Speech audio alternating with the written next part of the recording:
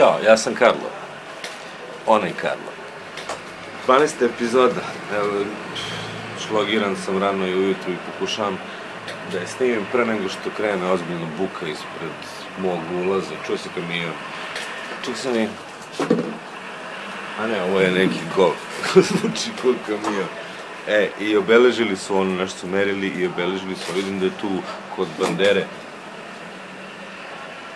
vlažan pločnik, znači uništit će mi ulicu koliko danas, sutra, a ko znam. Pa sam odlučio da to snimim sad odmah ovako šlogiran, čim sam se probudio, da ne bi posle imao to udaranje. Jer ćemo da te zapalim, verovatno, s ove moje... Opet ćeš sjebeš sve. S ove moje terase. Dobro, smaram, uvod, šlogiran sam. Čekaj, kao.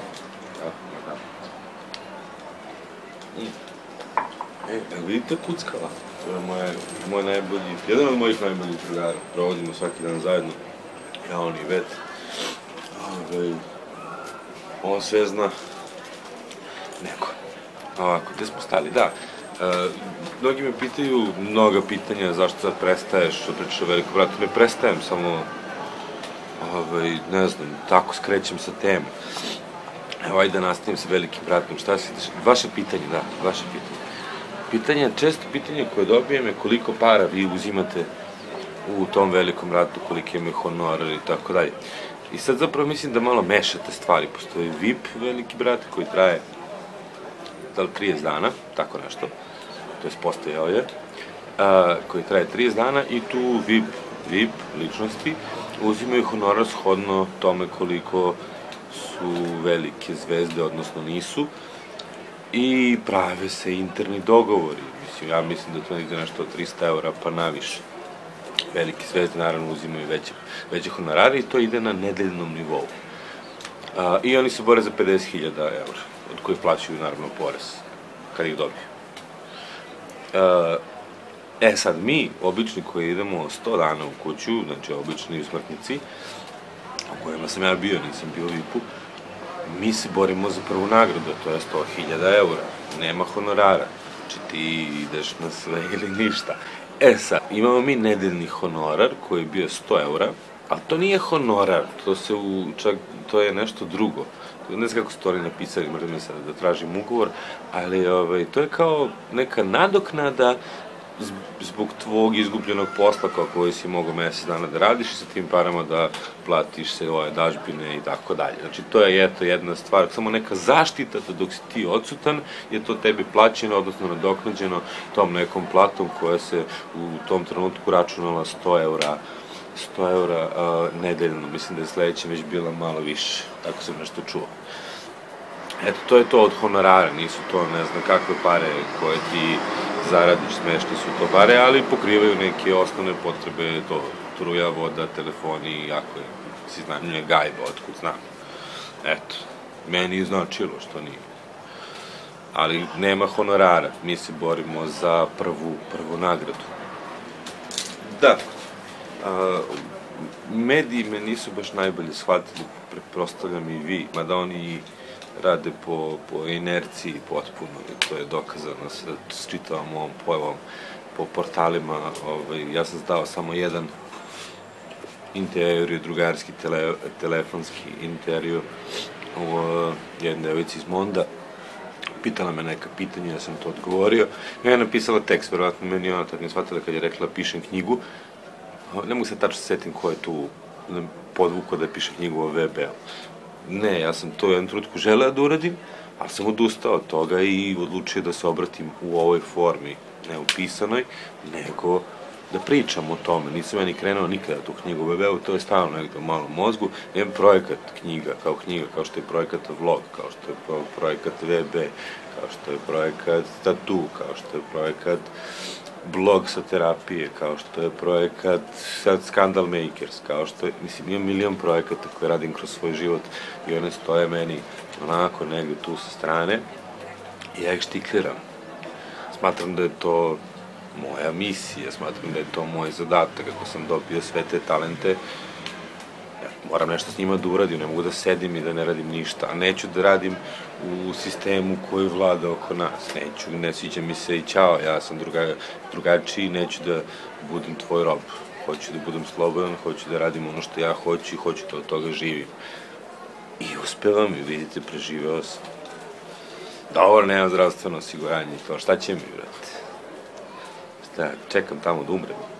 Desilo mi se ono da sam čekao 2 sata u bolojima dok je doktor jeba sestru, molim te. Znaš, kamen u bubreku, kao posle 2 čuke, kao ja. A ove doktorke tamo se slikaju oko mene, ove nesretnice, dobro, niste nesretnice, ali u tom trenutku te 2 su stvarno nesretnice.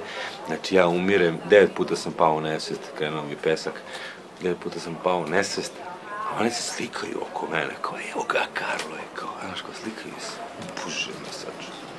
Gde ja živim, jebate. Znaš, kao čovjeku nije dobro, ne se slikaju, kao prepoznate. Pa svaka čast. Ja kapiram da je vama ludilo, da vidite sve i svašta, ali braš, ne morate da budete toliko bahati. To je baš bahato. Baš bahato. Ljudi umiru oko vas, vi se sprdate. Bahato, brate. Ili radi posao ili nemoj da ga radiš, mislim. Da, nebitno, opet sam otišao 3 pičke materije. Šta smo rekli? Gde smo pričali? Čemu smo pričali? Nemam pojma. Sjetit ću se, valjda. Šta treba još da pričam? Treba da pričam, da, malo o VB-u. Gde smo stali? Karantin, eto, mogu da mi pričam nešto iz karantina. Karantin je zapravo jedan mali hotel tamo na Košutnjaku. Stari jedan hotel. Stari mali hotel.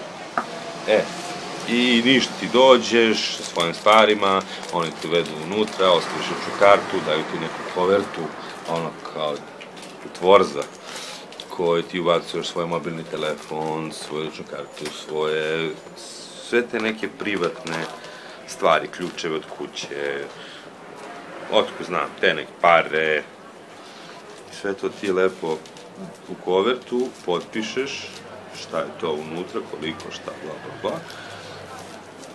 I oni zatvaraju kovertu pred tobom, ono, zapečate na neki način. To je onako vrlo profesionalno, jedan odnos, to mi se dopalo. Zatim, ulaziš u sobu koja je stvarno jako, jako mala, u kojoj je krevet, duš kabina i jedan mali TV stoji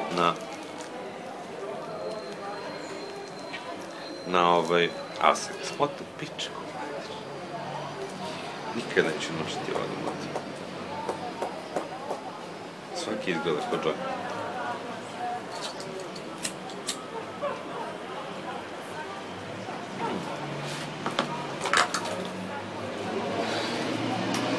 I ništa, upadaš unutra, tu je TV, ali TV nema kabel za onaj kablovski kabel iz zida do TV-a. I kao nema gledanja televizije, jebi ga, kreće neki kao paralelni show. Željko Mitrović kao kupio neku licencu, to im je konkurencija, to je bila 2009. Farma neka. Ja nemam pojma šta je Farma, ali kao okej. Ali me interesuje, sad mi oni me bacili rovce, klasično. Interesuje me šta, ali kao ti sam ne smije izlaziš na terasu, te ne bi uslikali paparaci, o tome sam već pričao. Dobijaš doručak, ručak, večeru, dođe producent pa ti da ugovor da pročitaš. Bilo bi super da sad mogu da nađem ugovor, me stvarno mrzi da ga tražim. A u suštini mislim da ga znam napamet. Jer za ta 3 dana ništa drugo nisam ni mogu da čitam nego taj jebeni ugovor. Koja je potpuno supanut. Oni imaju sva prava, naravno na sve što ti uradiš tamo i svaki snimak i ti nemaš nikakvo pravo na to, ništa. Ni na šta, zbog toga ja i ne mogu da koristim neke delove koje bi vam rado pustio kao dokumentovo, ali ne smijem da to moram da radim kroz ove linkove, pa onda da pogledate kroz link, zbog toga i pokazujem, postoje ta silna autorska prava. I isto pravo, ne sam da spominjem imena, zato ja govorim producent i onaj, i ovakav, i onakav. A mislim, to nije ni bitno ime, suštini. Što je to bitno ime? Onako pola te ekipe tamo više ne radi na nekim drugim mestima. Ne znam šta se nešto čudno dešava s tim Emotion. Rekla mi da sam neki novinar, da, čuo sam se s jednim momkom iz Informera, eto da, to sam zaboravio. On me pitao par stvari, onako, i njemu je to sam vrlo simpatično i podržao. Čini mi se da i on baca avionu. Te vežbaju za Putina. Ovo će da umre od smeha kada bude vidio kako nam je paradi. Jedino ko nam ne pokloni nešto ko se malo iskurčimo, da vidio šta ima Srbija, a? Ajde dođi ako smeš. Ajde vidi avion, gledaj šta radi avion. Alo, snimam epizodu, čovječ. Kako ja posjetim snimam? Ne čujem sebe od njega, brate. A dobro vozio je, drajeva ga, ono ga pira prebio se. Njemu hita, svršava, ako, brate. Neki barem nekome. Jesi otišao? Otišao s drugom. Nije, tu je još, ali nešto tamo se vrti. Nešto izigrava. I kako ja posjetim, evo vidiš ti šta se meni dešava, vidiš ti da ja ne mogu završim epizodu uopšte ne mogu završiti, farma, i ništa, ti dobiješ doručak, ručak, večeru, taj ogroman neki čika kucne, otključate, ti si zaključan naravno s one strane, nemaš ključ, potpuno psihološka priprema za zatvoren prostor koja je zapravo najzajebanija stvar u svemu je upravo to gubljenje svoje slobode, svesno gubiš svoju slobodu i potpisuješ neke stvari i potpisuješ je nekim momentima da sve što se traži tebe ti trebaš da uradiš, ako odbijaš imaju potpuno pravo da izbaci iz kuće. Zbog toga, ne znam, imaš taj honorar, pa onda pravila neka, ne smiješ da pričaš 3 godine, ne smiješ da pričaš o poverljivosti, kako su ti izgleda karantin, kakvi su kastinzi i tako dalje, ja sam to ispoštovao, čak ne 3 nego 5, tako da ja to sad jako apsolutno mogu sve da ispričam. Dosadno ti je po tim da, oni imaju pravo, ovo je jako zanimljivo, oni imaju pravo, ako oni, ja sad odnosi su sad malo zajebani, možda slažem, ali pokušavam se setim, ba ću proveriti sigurno, ali pokušam se setim, ako bude bilo drugačije, popravit ću u videu.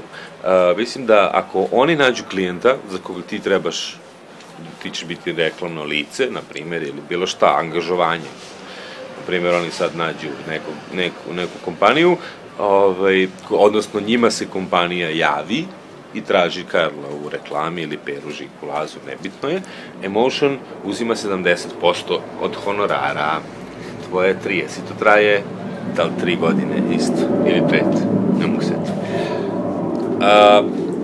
I istu foru, ako ti imaš, onda delite 50-50. Ako, na primjer, mene lično zove neko, za bilo šta, i meni to je potpuno interesantno, ja da imam 70% na nekoga, ja bi tog nekog maksimalno iskoristio. Oni, kao da ih boleo kurac. Ne znam zašto, mnogo glupo. Ali zbog toga im sad i seku te stepenice, ne znam, nije mi jasno. Imaš, na primjer, evo, obraćam se Motionu, ili ti Showmasteru, imali ste operaciju Triumf, nenormalno popularno od te dece. Šta god bi mislili o njima, kogod da su oni, i da su ovakvi, i da su onakvi, nenormalno popularnost dece koju ste mogli da unovčite ozbiljno. Da, oni su bili istripovani, pa se svađali, pa ovo, ono, nebitno. Ali, brate, ako možete da organizujete tako psihološki, skandal u samoj kući Velikog brata ili u operaciji Triumf, i već ne znam šta još sve, sad, ove neke, mogli ste da napravite ozbiljnu priču. Ste nešto, ne znam, niste iskreni. Ili vam nije to bitno, ili je bitno samo da se napravi gledanost, a to dalje nije bitno. Ne znam, ja kad bi bio taj neki čovek, ja bi imao gotov, vruć krompir u rukama i onda s njim napravio čudo. Birao, naravno, najkvalitetnije, najbolje u svemu tome. Imali ste to i bacili ste, nije mi jasno zašto. Stvarno mi nije jasno zašto. Da, tih 30%, 50%, to je show. Operacija Triumf, mislim da ima malo drugačiji. Stavljamo se iz Ebola. Avioni preleću preko nas, sve je pod kontrolom.